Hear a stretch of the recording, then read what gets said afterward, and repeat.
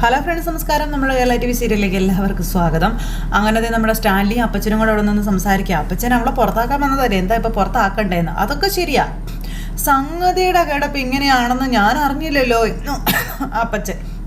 ഇനിയിപ്പോൾ എന്തായാലും എല്ലാം ഒന്നുകൂടെ ഒക്കെ ആലോചിച്ചിട്ട് അതിൻ്റെ ന്യായം എന്താണെന്ന് വെച്ചാൽ അത് ചെയ്യുന്നതല്ലേ നല്ലത്. അപ്പച്ചനെ ഉടനെ തിരിച്ചു പോകണ്ടേന്ന് ചോദിച്ചു. അതിനല്ലേ വന്നത്? ഉച്ച കഴിയുമ്പോൾ പുനലൂർ എന്തോ പരിപാടി ഉണ്ടെന്നല്ലേ പറഞ്ഞത് എന്നൊക്കെ ചോദിക്കാം. അന്നേരം ഞാൻ അങ്ങനെ വല്ലതും പറഞ്ഞായിരുന്നോ? പറഞ്ഞായിരുന്നു, ഞാൻ വ്യക്തമായിട്ടത് കേട്ടതാ. എന്നാൽ പിന്നെ ആ പരിപാടി അങ്ങ് മാറ്റി വെച്ചു. എനിക്ക് നാളെ പോയാലും മതിയെന്നേ. എന്നാ വാ, നമുക്ക് ആ ഫിലിപ്പീൻസിൽ നിന്ന് ഓരോന്ന് അടിക്കാമെന്ന് പറഞ്ഞു. ഇല്ല, ഞാനില്ല. അത് ഞാനേ അലീന കൊച്ചിൻ്റെ അടുക്ക വർത്താനം പറഞ്ഞ് തീർന്നില്ലായിരുന്നു, ഞാൻ അവളുടെ അടുത്തോട്ടൊന്ന് ചെല്ലട്ടെ എന്ന് പറഞ്ഞു. സ്റ്റാൻലി ഇങ്ങനെ നോക്കാം. അപ്പച്ചാ, ദേ അവളുടെ അടുത്ത് സംസാരിക്കുമ്പോൾ സൂക്ഷിക്കണം കേട്ടല്ലോ. ഓർക്കാപ്പുറത്ത് അവൾ ചില ചോദ്യങ്ങളൊക്കെ ചോദിക്കുമെന്നും ചില മർമ്മങ്ങളിലൊക്കെ ഒരു പിടുത്തം അവൾ പിടിക്കുമെന്നും അപ്പച്ചൻ ചിലപ്പോഴേ ഉത്തരം കിട്ടാതെ വിഷമിക്കും. ഈ പെൺകുട്ടികളായ അങ്ങനെ വേണം ലാലിച്ച. ഞാനൊരു സത്യം അപ്പച്ചനോട് പറയട്ടെ, നീ പറ. അപ്പച്ചനെ ഇവിടുന്ന് നാളെയും പോവില്ല, മറ്റന്നാളും പോവില്ല. അപ്പോൾ അപ്പച്ചൻ ഇങ്ങനെ തലയും ചൊറിഞ്ഞിങ്ങനെ നിൽക്കുക. ചിലപ്പോൾ പോയില്ല എന്നും ഇരിക്കും. അതിന് പറഞ്ഞോ, നിനക്കൊരു ബുദ്ധിമുട്ടുണ്ടോ? ഒന്നുമില്ല, മനസ്സിലിരിപ്പ് അറിയാൻ വേണ്ടി പറഞ്ഞതേ ഉള്ളൂ. ലാലിച്ചാ, ഞാനൊരു കാര്യം നിന്നോടങ്ങ് പറഞ്ഞേക്കാം. നീ നിന്റെ കുടി കുറയ്ക്കണം കേട്ടല്ലോ. ഒരു പെങ്കൊച്ചി വീട്ടിലുണ്ടെന്നുള്ള ഒരു ഓർമ്മ നിനക്ക് വേണം. അവൾക്ക് ഇഷ്ടമല്ല നീ കുടിക്കുന്നതും വലിക്കുന്നതും ഒക്കെ. അവളുടെ ഇഷ്ടത്തിനനുസരിച്ച് ജീവിക്കണമെന്നുണ്ടെങ്കിലേ ഇപ്പൊ വേറൊരു സ്റ്റാൻഡ് ജനിക്കണം. നമുക്ക് കാണാടാ. അവള് ചിന്നമ്മയാണെങ്കിൽ നിന്നെ വരച്ച വരയിൽ അവള് നിർത്തും. നീ നോക്കിക്കോന്നും പറഞ്ഞു നമ്മുടെ അപ്പച്ചൻ അവിടെ നിന്ന് പോകുന്നു. അപ്പൊ കാണാമെന്ന് സ്റ്റാൻലി. കാണാടാ എന്നും പറഞ്ഞു അപ്പച്ചൻ അങ്ങ് പോയി. സ്റ്റാൻലി എന്നിട്ട് ഇങ്ങനെ അതിനെപ്പറ്റി ആലോചിച്ചുകൊണ്ട് അവിടെ നിൽക്കുന്നു. ഇത് കഴിഞ്ഞ് വൈദ്യത്തമ്പുരാട്ടി ഇങ്ങനെ നടന്നു വരിക. അപ്പോഴേക്കും അവിടെ പിള്ളേർ അടുക്കളയിൽ ഓരോന്ന് ചെയ്തുകൊണ്ടിരിക്കുന്നു. അടുക്കളയിൽ ജോലി ചെയ്തുകൊണ്ടിരിക്കുന്ന ആ മക്കളെ കണ്ടപ്പോഴത്തേക്കും വൈദ്യക്ക് ഇഷ്ടപ്പെട്ടില്ല. രോഹിയേട്ടാ, ഇതിൻ്റെ ഉപ്പൊന്ന് നോക്കിയേ എന്നൊക്കെ പറഞ്ഞുകൊണ്ട് ഇങ്ങനെ നിങ്ങൾ ഉപ്പൊക്കെ നോക്കി കറിയൊക്കെ വെച്ചുകൊണ്ടിരിക്കുക. അപ്പോൾ അവർ 3 പേരും കൂടി ഭയങ്കര കാര്യമായിട്ടാണ് പാചകവും കാര്യങ്ങളൊക്കെ. അതിൻ്റെ ഇടയ്ക്ക് 3 പേരും ചിരിയും കളിയും തമാശയൊക്കെ ആയിട്ട് ഇങ്ങനെ ഇരിക്കുക.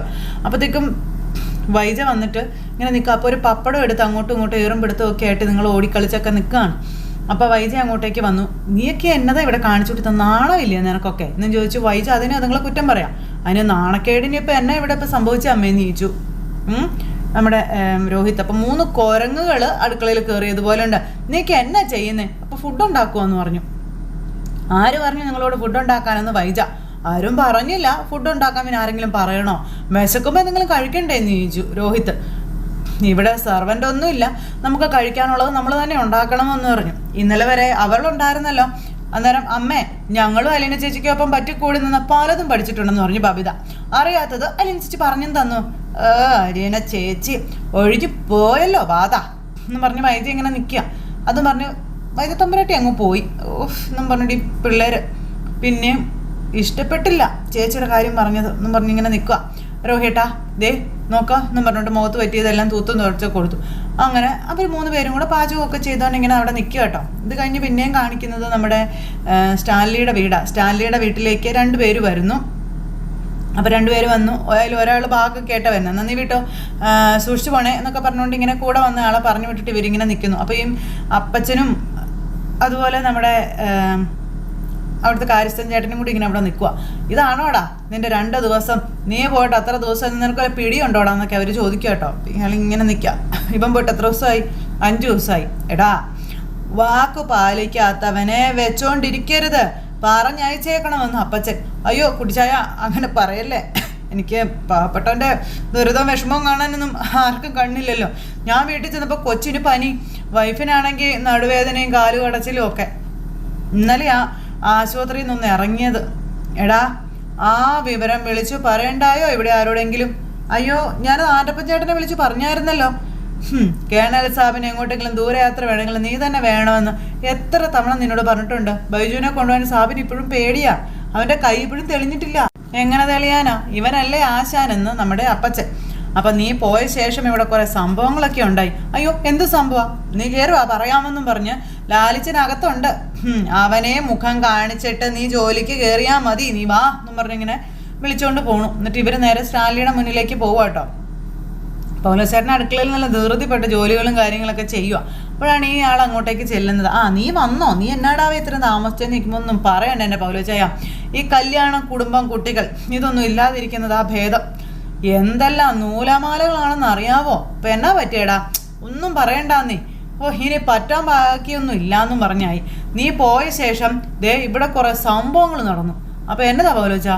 കേണൽ സാബിന്റെ മോളാണെന്നും പറഞ്ഞ് ഒരു പെണ്ണ് ഈ വീട്ടിൽ കയറി താമസം തുടങ്ങി. അതെങ്ങനെ? നമ്മളറിയാത്ത ഒരാൾ എങ്ങനെ വന്നു? എനിക്ക് അറിഞ്ഞുകൂടായി. കേണൽ സാറിന്റെ 3 മക്കളെ ഞാൻ കണ്ടിട്ടുണ്ട്. തട്ടിപ്പുകാരും എല്ലാം ആണോ ആലോചിച്ച? അതിന്റെ സകല ലക്ഷണങ്ങളും ഉണ്ട്. കുട്ടിച്ചാരൻ എന്നാ പറഞ്ഞു? പുള്ളിക്കാരൻ ഇതൊന്നും ഒരു പ്രശ്നമേ അല്ലെന്നീ. എന്നിട്ട് ആ പെണ്ണെന്ത് ചെയ്യും? ഗസ്റ്റ് റൂമിൽ രാജകുമാരിയെ പോലെ വാഴിച്ചിരിക്കുകയാണെന്നൊക്കെ പറഞ്ഞ് ഇതൊക്കെ. അപ്പം എന്താ അവളുടെ പേര്? അലീന. നല്ല പേരാണല്ലോ. ആൻ്റപ്പൻ ചേട്ടനും പറഞ്ഞില്ല, കുട്ടിച്ചായനും അതിനെപ്പറ്റി പറഞ്ഞില്ല ഇങ്ങനെ ഒരാൾ ഇവിടെ ഉണ്ടെന്ന്. അല്ല ബൈജു എന്ത് ചെയ്യും? അവനെ രാവിലെ തോട്ടത്തിലേക്ക് വിട്ടു. നീ വരുമെന്ന് പറഞ്ഞിരുന്നില്ലേ? ഇല്ല. എന്നാൽ നീ വല്ലതും കഴിച്ചിട്ടേ ഡ്യൂട്ടിയിലോട്ട് കയറിക്കോളാൻ പറഞ്ഞു. പിന്നെ പോലെച്ചാ നല്ലൊരു കാപ്പി ഇട്ടതാ. ഞാനേ ഈ ഡ്രസ്സൊക്കെ ഒന്ന് മാറിയിട്ട് ഇപ്പോൾ വരാവേ എന്നും പറഞ്ഞുകൊണ്ട് ഇയാൾ അങ്ങോട്ടേക്ക് പോണു. അപ്പോഴേക്കും നമ്മുടെ ബാലേട്ടൻ കടയിൽ പോയിട്ട് തിരിച്ച് വീട്ടിലേക്ക് വരിക. അപ്പോൾ ബാലനേട്ടൻ കടയിൽ നിന്ന് വീട്ടിലേക്ക് വന്നപ്പോഴത്തേക്കും ബൈജി ഇങ്ങനെ വെയിറ്റ് ചെയ്ത് അവിടെ നിൽക്കുക. ബാലൻ വന്നു മുകളിലോട്ട് കയറി പോകാൻ നോക്കുമ്പോഴത്തേക്കും ബൈജ പറന്ന് ചെന്നു. എനിക്ക് തിങ്കളാഴ്ച മുതൽ ബാങ്കിൽ പോകണമെന്ന് പറഞ്ഞു. അതിനിപ്പോൾ ഞാനെന്നാ വേണമെന്ന് ചോദിച്ചു. പറയേണ്ട മര്യാദ ഉണ്ടല്ലോ എന്ന് വിചാരിച്ച് പറഞ്ഞതാണെന്ന് വൈജ. നിനക്കോ മര്യാദയോ? അതിൻ്റെ അർത്ഥം അഹങ്കാരം എന്നാണെങ്കിൽ നിനക്കത് വേണ്ടുവോളം ഉണ്ടെന്ന് പറഞ്ഞു ബാലൻ. വിനയം, വിവേകം, ഔചിത്യം ഇത് 3 ചേർന്നതാണ് മര്യാദയെങ്കിൽ അത് കിട്ടാനും പ്രകടിപ്പിക്കാനും ഈ ജന്മം നിനക്ക് കഴിയത്തില്ല, അറിയത്തുമില്ല എന്ന് പറഞ്ഞു. എന്നെ മര്യാദയുടെ അർത്ഥമൊന്നും ആരും പഠിപ്പിക്കണ്ട. ഡിഗ്രിയും പോസ്റ്റ് ഗ്രാജുവേഷനും കഴിഞ്ഞവളാണ് ഞാൻ. പഠിക്കേണ്ട കാലത്തെ ഒളിച്ചോടി നാട് നീളെ തേണ്ടിയത് ഞാനല്ല എന്ന് പറയുമ്പം നിന്റെ മര്യാദ കഴിഞ്ഞ് 23 വർഷക്കാലമായിട്ട് കാണുന്നവനാണല്ലോ ഞാൻ. അപ്പം എനിക്ക് നിങ്ങളോട് തർക്കിക്കാൻ താല്പര്യമില്ല. അയ്യോ എന്നാ പറ്റി? താല്പര്യമൊക്കെ പോയോ? മടുത്തിട്ടാ പറയുന്നേ. മടുക്കും, പോരാന്നൊക്കെ തോന്നും. നീയൊക്കെ അതേ തോന്നുള്ളൂ എന്നൊക്കെ പറഞ്ഞ് അത് എക്സ്പീരിയൻസ് കൂടുതലുള്ളത് കൊണ്ടാണെന്ന് നമ്മുടെ ബാലേട്ടൻ പറയുമ്പോൾ വൈജി ഒന്ന് ഞെട്ടി. അതന്നെ എന്നെ എക്സ്പീരിയൻസാ? അതും എന്നെ കൊണ്ട് തന്നെ നിനക്ക് പറയിപ്പിക്കണോ? അപ്പം ഞാൻ നിർത്തി. ഞാൻ ഒന്നിനും ഇല്ല. എനിക്ക് ഓഫീസിൽ പോകാൻ എന്തെങ്കിലും സൗകര്യം ചെയ്തു തരണം. എൻ്റെ കാറ് ടോട്ടൽ ഡാമേജ് ആയതുകൊണ്ട് റിപ്പയർ ചെയ്ത് കിട്ടാൻ ഇനിയും മാസങ്ങൾ എടുക്കുമെന്ന് വൈജ. അത് കേട്ടപ്പം ഞാനൊരു ടൂറിസ്റ്റ് ബസ് വിളിച്ചു തരാം, എന്താ മതിയെന്ന് ചോദിച്ചു. കളിയാക്കാണോ? അയ്യോ അല്ല, പുകഴ്ത്തിയതാ. അയ്യോ ഭയങ്കര റെസ്പെക്റ്റ് അല്ലേ എനിക്ക് നിന്നോട്. അതെനിക്ക് നന്നായിട്ട് അറിയാം. എനിക്ക് ചെറിയൊരു പ്രീമിയം കാർ വാങ്ങണമെന്നുണ്ടെന്ന് വൈജ. മറ്റേ കാറിന് ഫിനാൻസ് അടച്ചു തീരാത്തത് കൊണ്ട് ലോൺ കിട്ടാൻ അത്ര എളുപ്പമല്ല എന്ന് പറഞ്ഞു. നിനക്ക് ബാങ്കല്ലേ സ്വന്തമായിട്ട് വരണം. പെട്ടിയിലോട്ട് കൈയിട്ട് വാരി ഇഷ്ടം പോലെ അങ്ങ് എടുക്കാവല്ലോ. എനിക്ക് വേണ്ടി ജാമ്യം നിന്നാൽ മതി, ക്യാഷ് എല്ലാം ഞാൻ റീഫണ്ട് ചെയ്തോളാമെന്ന് പറഞ്ഞു. നിന്റെ ആങ്ങളമാരോട് ഇതൊന്ന് ചോദിക്കുക. സംരക്ഷകന്മാർ ഇഷ്ടം പോലെ ഉണ്ടല്ലോ നിനക്ക്. അപ്പം സഹായിക്കാൻ മനസ്സില്ലെങ്കിൽ അത് പറഞ്ഞാൽ മതി. അപ്പം മനസ്സില്ല, സൗകര്യമില്ല എന്നും പറഞ്ഞാൽ നമ്മുടെ ബാലേട്ടൻ അവിടെ നിന്ന് അങ്ങോട്ടേക്ക് കയറിപ്പോയി. ബാലേട്ടൻ അങ്ങ് പോയപ്പം എനിക്കൊരു ജോലിക്കാരിയെ വേണം അലീനയ്ക്ക് പകരം എന്ന് പറയുമ്പം അദ്ദേഹം തിരിഞ്ഞങ്ങ് നിന്നു. അലീനയ്ക്ക് പകരം നിനക്ക് ആരെയും കിട്ടാൻ പോണില്ല. നീ കുഞ്ഞുമോളെയോ ലീലയോ ജാനുവിനെയൊക്കെ അന്വേഷിക്കാം, ഇഷ്ടം പോലെ നിനക്ക് കിട്ടും. അലീന ഇവിടുത്തെ വനിതാരത്നമായിരുന്നല്ലോ, എനിക്ക് മനസ്സിലായി. ഇവിടെ ജോലിക്ക് ഒരാളുടെ ആവശ്യമില്ല. എൻ്റെ മക്കൾക്ക് എല്ലാ ജോലിയും അറിയാമെന്ന് ബാലേട്ടൻ പറഞ്ഞു. പിന്നെ നിനക്ക് വേണമെങ്കിൽ വെച്ചോ, എന്നിട്ട് ശമ്പളവും കൊടുത്തോളാൻ പറഞ്ഞു. അതും പറഞ്ഞ് അദ്ദേഹം മുകളിലോട്ട് കയറിപ്പോയി. ഒന്നും അങ്ങോട്ട് നടക്കണില്ല, നടത്താൻ പറ്റണില്ല. കാലി കയറി ഇടിച്ച് കുത്തിയൊക്കെ അവിടെ അങ്ങനെ നിൽക്കുക വൈജത്തമ്പുരാട്ടി. എല്ലായിടത്തും തോറ്റുകൊണ്ടിരിക്കുകയാണല്ലോ. ഇത് കഴിഞ്ഞ് പിന്നെ കാണിക്കുന്ന പൗലോച്ചൻ ഇങ്ങനെ ഫോണിൽ ഞെക്കിക്കൊണ്ടൊക്കെ ഇരിക്കുന്നു. അപ്പോൾ പുതിയതായിട്ട് വന്ന നമ്മുടെ ഡ്രൈവർ അവിടെ വന്നിരിക്കുക. അതിനങ്ങ് കണ്ടില്ലല്ലോ, ഇത് പുറത്തോട്ടൊന്നും ഇറങ്ങിയില്ല. എപ്പോഴും ഈ റൂട്ടിൽ തന്നെ, റൂമിൽ തന്നെയാണോ എന്ന് ചോദിച്ചു. അപ്പോൾ ഇടയ്ക്കിടയ്ക്ക് പട്ടികളുമായിട്ടൊക്കെ ഇറങ്ങി വരുമായിരുന്നല്ലോ. പട്ടി പേടിയില്ലയോ? പട്ടികൾക്ക് അവളെയാ പേടി. അവൾ പറയുന്നത് പോലെ പട്ടികൾ അനുസരിക്കും. അതെങ്ങനെയാ? ഇത്രയും നാളുമായിട്ടും എന്നോട് പോലും ഒരു പട്ടി ഇണങ്ങിയിട്ടില്ലല്ലോ, പിന്നെ എങ്ങനെയാ അവളോട്? അവൾ പട്ടിക്ക് വല്ല മയക്കുമരുന്നും കൊടുത്തോ? മയക്കുമരുന്നാണോ വശീകരണ മന്ത്രമാണോ എന്താണെന്നൊന്നും എനിക്കറിയത്തില്ല. അവളുടെ സ്മെല്ല് പട്ടികൾക്കും മനസ്സിലാകും, പട്ടികളുടേത് അവൾക്കും മനസ്സിലാകും. അപ്പം കേണൽ സാബിൻ്റെ മോളാണെന്ന് പറയുന്നത് ചുമ്മാതെ അല്ല, ശരിയായിരിക്കും അല്ലേ? കുട്ടിച്ചായം വന്നിട്ട് ഒരു മാറ്റവും കാണുന്നില്ല. അവളെ ഇവിടുന്ന് പറഞ്ഞയക്കാനാ ഓടിപ്പിടിച്ച് ഇങ്ങോട്ടേക്ക് വന്നതേ. അങ്ങനെ ഇരിക്കുമ്പോഴേ ആൻ്റപ്പൻ അങ്ങോട്ടേക്ക് വന്നു. ആൻ്റപ്പൻ ചേട്ടാ, എന്തോ നാടാ, ആ പെണ്ണിനെ ഞാനിതുവരെ കണ്ടില്ലല്ലോ, ഒന്ന് വിളിച്ചോണ്ട് വരുമോ, ചുമ്മാ പരിചയപ്പെടാമല്ലോ എന്ന് പറഞ്ഞപ്പം കേണൽ സാബിനെ എസ്റ്റേറ്റിലേക്ക് കൊണ്ടുപോകും, ചിലപ്പോൾ കൊണ്ടുപോകുമായിരിക്കും, നീയല്ലേ മെയിൻ ഡ്രൈവർ, അപ്പോൾ ശരിക്കും കാണാമെന്ന് പറഞ്ഞു. അങ്ങനെ ഇവർ സംസാരിച്ചുകൊണ്ടിരിക്കുന്ന സമയത്ത് അപ്പച്ചൻ അങ്ങോട്ടേക്ക് വന്നു. എന്തോ നാടാ അവിടെ ഒരു ഗൂഢാലോചന എന്നും ചോദിച്ചു. ഗൂഢാലോചന അല്ല, ഞങ്ങൾ പറയുമായിരുന്നേ, കുട്ടിച്ചായം പരക്കം മാഞ്ഞു വന്നതേ ആ പെണ്ണിനെ ഇവിടെ നിന്ന് ഓടിക്കാനായിരുന്നില്ലേ, ഇപ്പം എന്നാ പറ്റി? ഇതേ നമ്മളാരും ഉദ്ദേശിച്ചതുപോലെ അല്ലടാ, നീയൊക്കെ പറഞ്ഞതുപോലെ ഡ്യൂപ്ലിക്കേറ്റ് ഒന്നും അല്ല, ഒറിജിനൽ തന്തയുടെ ഒറിജിനൽ മോളാണെന്ന് അദ്ദേഹം പറഞ്ഞു. എന്നാ മോളാണെങ്കിലും ഇങ്ങനെ പബ്ലിക്കായി കൊണ്ടുവന്ന് താമസിപ്പിക്കുന്നത് ശരിയാണോ കുട്ടിച്ചായ? മകളാണെന്ന് പറഞ്ഞാലും കേണൽ സാബിന് അത് തുഷ്പേരല്ലേ, അങ്ങനെ നമുക്ക് ഉപേക്ഷിച്ച് കളയാൻ പറ്റുന്ന കേസല്ലടാ പൗലോ അത്. ദേ ഉപേക്ഷിക്കാൻ അതിന് ആര് പറഞ്ഞു? ഇവിടുന്ന് മാറ്റി വേറെ എവിടെയെങ്കിലും താമസിപ്പിച്ചാൽ പോരെ? കേണൽ സാർ വിചാരിച്ച എവിടെ വേണമെങ്കിലും ജോലിയൊക്കെ വാങ്ങിച്ചു കൊടുക്കാമല്ലോ, അല്ലെങ്കിൽ ഏതെങ്കിലും ലേഡീസ് ഹോസ്റ്റലിൽ താമസിപ്പിച്ചൂടെ? സ്വന്തമായിട്ട് വീട് മേടിച്ചു കൊടുക്കത്തില്ലേ? അതും അല്ലെങ്കിൽ എടാ പൗലോ, നിന്റെ മോടെ കാര്യം നീ അങ്ങനെ എന്തെങ്കിലുമൊക്കെ അങ്ങ് ചെയ്തോളാൻ പറഞ്ഞു. ദേ നിന്റെ മുതലാളിയുടെ കാര്യത്തിൽ നീ ഇടപെടാൻ നിൽക്കണ്ട, പറഞ്ഞത് കേട്ടല്ലോ. അതിന് ഞങ്ങളിവിടെ വേറെ ആണുങ്ങളുണ്ട്, എനിക്കിപ്പോൾ എന്നാ കോപ്പ, ഞാൻ എൻ്റെ അഭിപ്രായം പറഞ്ഞതേ ഉള്ളൂ എന്ന് പറഞ്ഞപ്പോൾ നീ അങ്ങനെ അഭിപ്രായം ഉണ്ടാക്കണ്ട, മനസ്സിലായോ നിനക്ക്? അതും പറഞ്ഞ് നമ്മുടെ അപ്പച്ചൻ ദേഷ്യപ്പെട്ടു. അലീനെ ഇവിടെ നിന്ന് പറഞ്ഞയക്കാൻ ഉദ്ദേശിക്കുന്നില്ല. അപ്പോൾ ഇവരിങ്ങനെ അന്തം വിട്ട് അങ്ങോട്ടും ഇങ്ങോട്ടും നോക്കുക. ദേ പിന്നെ വേറെ ഒരു കാര്യം കൂടി പറഞ്ഞേക്കാം, മര്യാദയ്ക്ക് പെരുമാറിക്കോളണം അവളോട്, ഇല്ലെങ്കിൽ നീ ഒന്നും അധിക കാലം ഇവിടെ ജോലി ചെയ്യേണ്ടതായിട്ട് വന്നില്ല, മനസ്സിൽ വെച്ചോളാൻ പറഞ്ഞു. അതും പറഞ്ഞ് അപ്പച്ചൻ ഇങ്ങോട്ടേക്ക് പോന്നു കഴിഞ്ഞപ്പം തലയ്ക്ക് വെളിവില്ലാതായി അപ്പനും മോനും. ആർക്കറിയാം എന്നും പറഞ്ഞുകൊണ്ട് ഇങ്ങനെ ഇവർ നിൽക്കുന്നു. അത് കഴിഞ്ഞ് പിന്നെ നമ്മുടെ അപ്പച്ചൻ ഇങ്ങനെ മുറിക്കകത്ത് റെഡിയായി അങ്ങോട്ടും ഇങ്ങോട്ടും നടക്കുക. ചുമ്മാ അതല്ല, അവർ ഈ ചെവി പൊട്ടുന്നത് പോലെ ഇവരെയൊക്കെ കിടന്ന് വിളിക്കുന്നത്. വിളിച്ചാ വെളിപ്പുറത്ത് ഒരൊറ്റ ഒരെണ്ണം ഇല്ലല്ലോ എന്നും പറഞ്ഞുകൊണ്ട് ഇങ്ങനെ അപ്പച്ചൻ അവിടെ ഇരുന്ന് ഇങ്ങനെ തന്നെ ഓരോന്ന് പറഞ്ഞുകൊണ്ടിരിക്കുന്നു. ആ സമയത്ത് ആൻ്റപ്പൻ ചേട്ടൻ അങ്ങോട്ടേക്ക് കയറി വരിക. അപ്പം ആൻ്റപ്പൻ ചേട്ടനെ കണ്ടപ്പോഴത്തേക്കും ആഹാ, തെക്കോട്ട് നോക്കി വിളിച്ചാൽ വടക്കൂന്നാണല്ലോ വരുന്നത്, എന്തോ നാടാ ഇത്. അപ്പം കുട്ടിച്ചായം വിളിച്ചായിരുന്നു എന്ന് ചോദിച്ചു. നീയൊക്കെ എവിടെ പോയി കിടക്കുവാടാ, ഒരത്യാവശ്യത്തിന് നോക്കിയാൽ ഇവിടെയൊന്നും ഇല്ലല്ലോ. അപ്പം ഞാൻ ബൈജുവിനെ കൊണ്ട് ആ വണ്ടി ഒന്ന് തുടപ്പിക്കായിരുന്നു എന്ന് പറഞ്ഞു. അതേതായാലും നന്നായി, നീയേ അവളെ ഒന്ന് വിളിച്ചുകൊണ്ട് വന്നേ. ഞാൻ റൂമിൽ നോക്കിയപ്പോൾ കണ്ടില്ല, നിങ്ങളുടെയൊക്കെ പുറകെ നടക്കാൻ പറ്റുന്ന പ്രായമാണോ എൻ്റെ?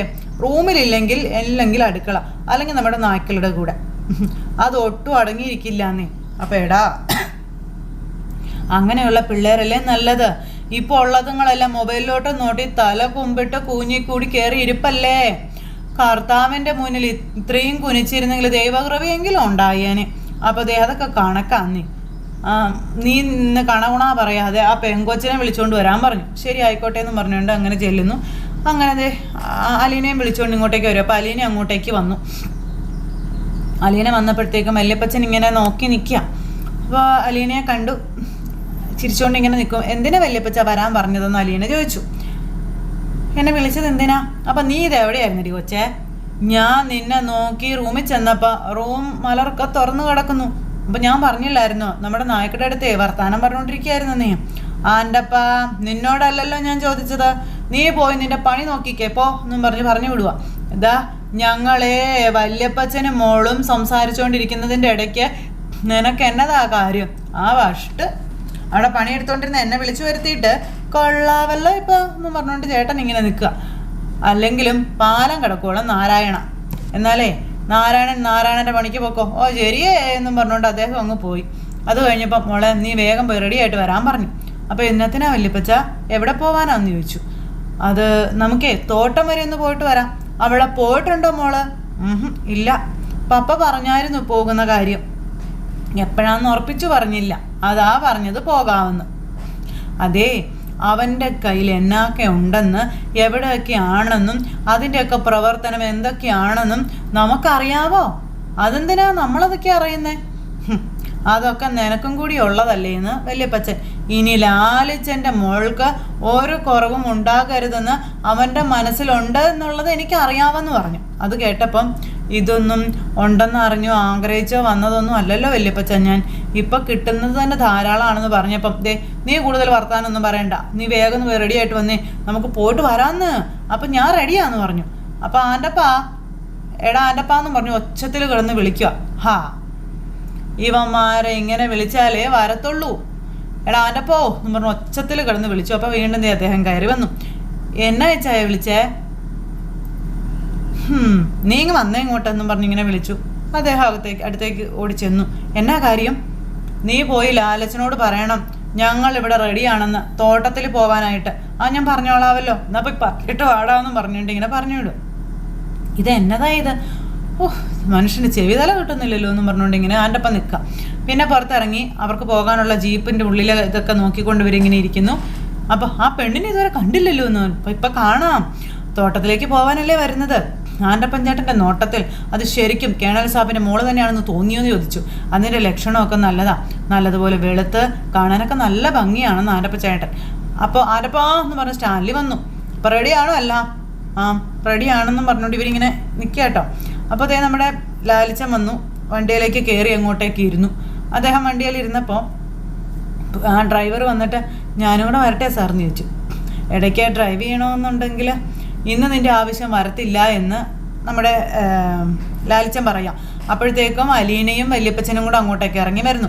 അപ്പോൾ ഇവർ രണ്ടുപേരും കൂടെ ഇറങ്ങി വന്നപ്പോഴത്തേക്കും ദേ നോക്ക് വരുന്നത് കൊച്ച് എന്നും പറഞ്ഞ് നമ്മുടെ ചേട്ടൻ കാണിച്ചു കൊടുക്കുവാണ് അലീനെ. അപ്പോൾ അലീന ഇങ്ങനെ വരുന്നു. ആ ചേട്ടനെ ഇങ്ങനെ നോക്കി ഇങ്ങനെ നിൽക്കും. അപ്പോൾ അലീനയെ കണ്ടു കഴിഞ്ഞപ്പോഴത്തേക്ക് ഇദ്ദേഹം ഞെട്ടി കേട്ടോ. അപ്പോൾ അദ്ദേഹത്തിൻ്റെ മനസ്സിലുണ്ടായിരുന്ന ഒരാളല്ലല്ലോ മുന്നിൽ കൂടെ വരുന്നത്. അങ്ങനെ അവർ രണ്ടുപേരും കൂടി ഇങ്ങനെ വരുന്നു. വല്യപ്പച്ചൻ വന്ന് വണ്ടിയിൽ കയറി. ആ സമയത്ത് ഇവരുടെ നോട്ടം കണ്ടപ്പോൾ അപ്പച്ചൻ ബാക്കിലോട്ട് ഇരുന്നോളാൻ പറഞ്ഞു. അലീനയ്ക്ക് കാഴ്ചകളൊക്കെ കാണണ്ടേ, ആദ്യമായിട്ടല്ലേ എസ്റ്റേറ്റിലോട്ട് പോകുന്നത് എന്നാൻ. അപ്പം സാരമില്ല ഞാൻ പുറകിലിരുന്നോളാന്ന് പറഞ്ഞു അലീന. നീ ഫ്രണ്ടിലിരുന്നാൽ മതി മോളെ, ഫ്രണ്ടിലിരിക്കേണ്ടവളാ നീ, ഞാനൊക്കെ കുറേ ഇരുന്നതല്ലേന്ന് പറഞ്ഞു. വല്യപ്പച്ചൻ മുമ്പിലോട്ട് ഇരുന്നോന്നേ എന്ന് അലീന. അന്നേരം അലീന ഞാൻ പറഞ്ഞത് കേട്ടില്ലായിരുന്നു എന്ന് ചോദിച്ചു സ്റ്റാൻലി. കേട്ടു, എന്നാൽ ഒന്നിരിക്കാൻ പറഞ്ഞു. അങ്ങനെ അവർ പോകാൻ നോക്കുന്ന ഒരു സിറ്റുവേഷൻ കാണിച്ച് ഇന്നത്തെ കഥ അവസാനിച്ചിട്ടുണ്ട്. അപ്പോൾ എല്ലാവർക്കും നല്ലൊരു ദിവസം ആശംസ നിർത്താട്ടെ. എല്ലാവരുടെയും സപ്പോർട്ടിനും സ്നേഹത്തിനും ഒത്തിരി നന്ദി അറിയിക്കുന്നു. വീണ്ടും കാണുന്നത് വരെ എല്ലാവർക്കും ടാറ്റാ.